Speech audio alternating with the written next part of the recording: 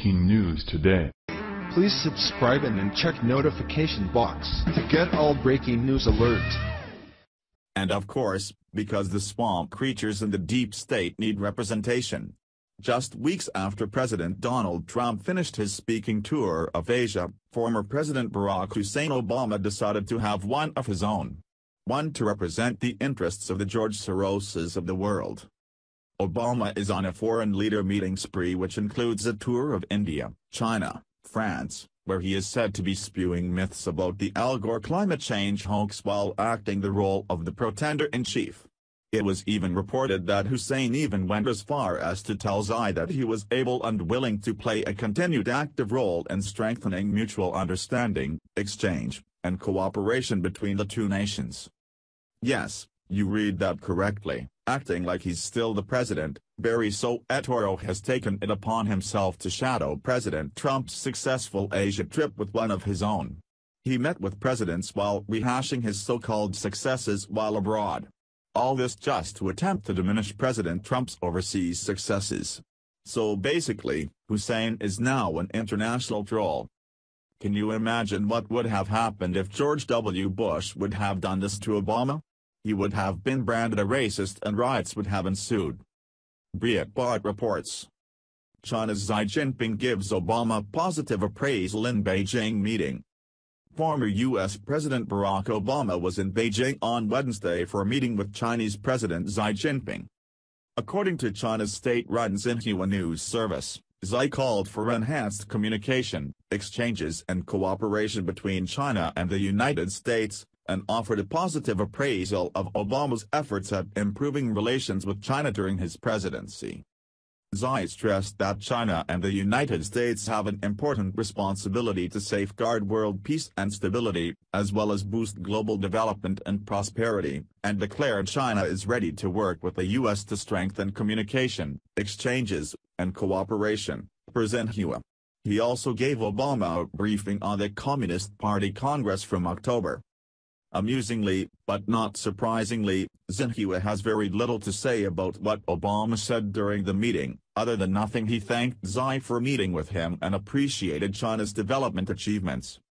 Western media outlets were obliged to follow Xinhua's lead and portray Obama as the very junior partner in the meeting, doing a great deal of listening while Xi did all the talking.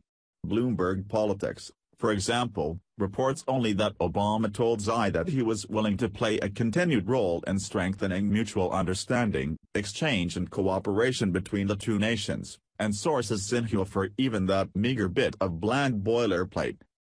The South China Morning Post slips in a little dig at Obama foreign policy, saying, Obama, who championed a pivot to Asia policy that Beijing viewed as a bid to contain its ambitions and critics say was largely a failure, said China had made impressive achievements. Relations between Obama and Xi were outwardly positive, but were underscored by tensions over Washington's concerns about human rights in China and the South China Sea disputes, the SCMP adds, without citing anything Obama said that would indicate such underscoring. The UK Guardian describes Obama and Xi as all smiles during the meeting and notes Chinese media fawned over them as veteran cadres, which is a term typically applied to retired communist officials. That might not be the kind of coverage Obama's press office was hoping for.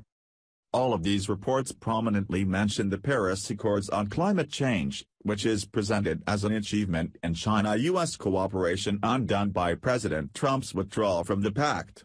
They also mention Obama's supposedly turgid relationship with Xi during the former's term in office, because the Obama administration was troubled by China's human rights abuses and aggression in the South China Sea.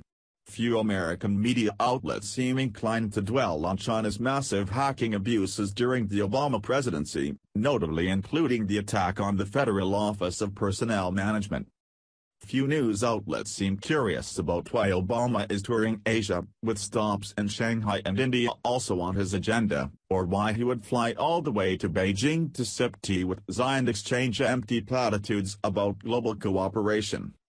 The exact purpose of his visit remains unknown, Russia's Sputnik News remarks, finding it intriguing that Obama would travel to China less than a month after his successor, President Donald Trump, paid a visit.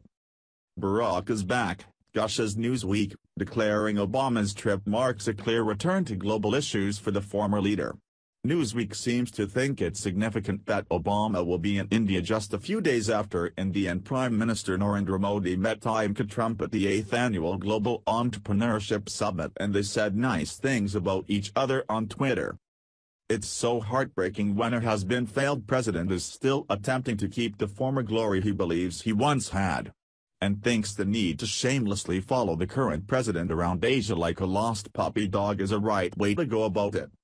He has truly made a mockery of the role of the former president, and anyone, including world leaders, can see this is a desperate cry for attention for someone who is as important now as the bums begging for money at every street corner in the liberal cesspool that is San Francisco. Share if you want Obama to just go away. Follow us on Facebook at Freedom Daily.